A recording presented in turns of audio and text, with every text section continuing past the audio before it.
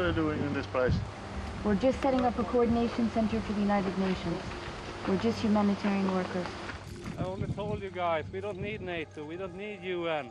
We're loyal with our president. Just so you know, we will come back to you. We know where you're at. Back in the car. Go! Before I take my life!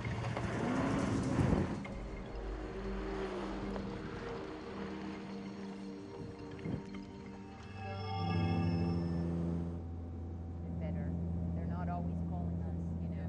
And that's where things like the briefs that we issue, the situation report that Olga's going to do is important, because if they have to decide what that, I mean. Let's push to dislodge.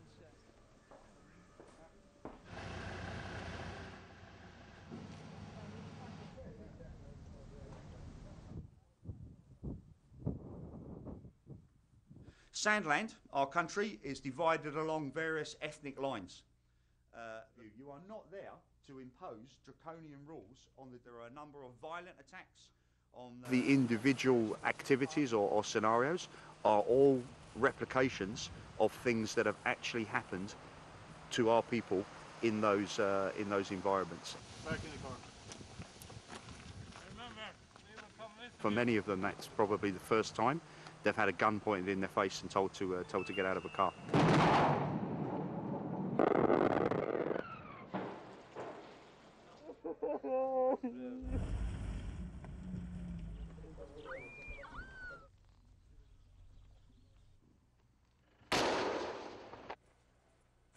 That's it.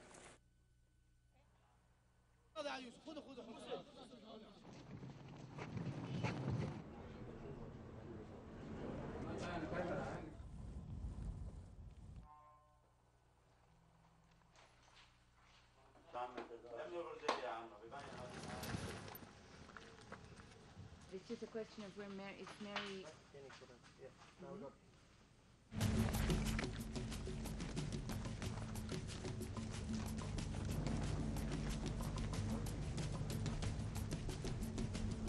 Come on!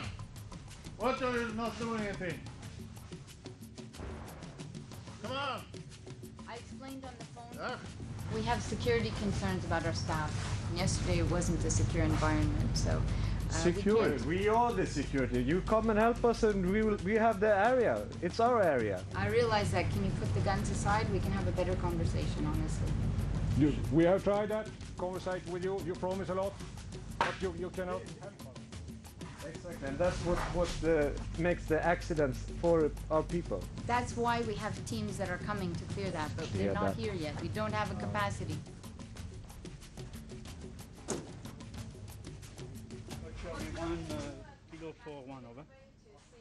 We have a situation, a security situation. Everyone is to proceed to the area of the toilets now. Over.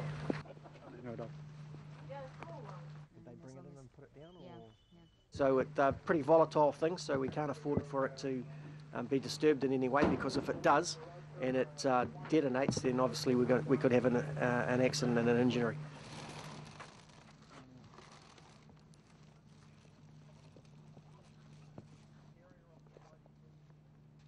They were a little bit thrown by, like, there were people with guns in their camp.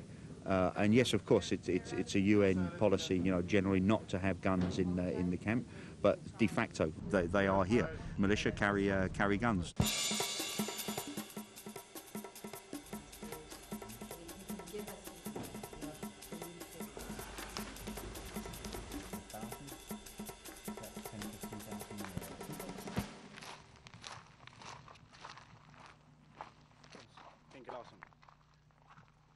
So what's the situation, Inga? Yeah.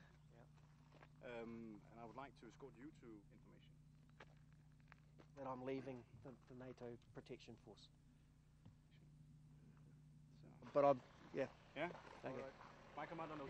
We're not getting as much information as I'd like, so we've got to, and the only way we can get it is perhaps negotiate with these guys. So, unfortunately, I have to blindfold you. No, so, yeah, fine. Okay. Yep. When he put the hood on, it was sort of like I was very indecisive about what I was going to do. All right, stop. I'm one of the warlords.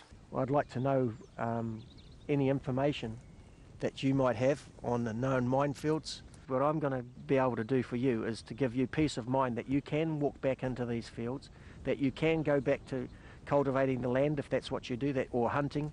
In the back of my mind I was just hoping that I wasn't going to be stuck down a well somewhere and be left to my own devices.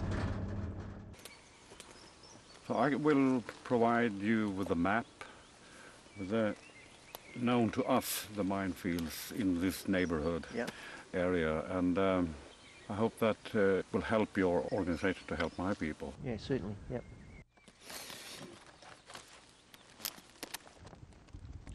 We are here. Yeah. There's no problems with us doing that. I mean, We have to do this again.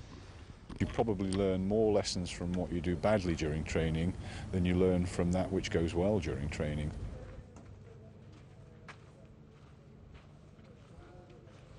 Better to do it here than wherever we next deploy, you know, the rapid response for real.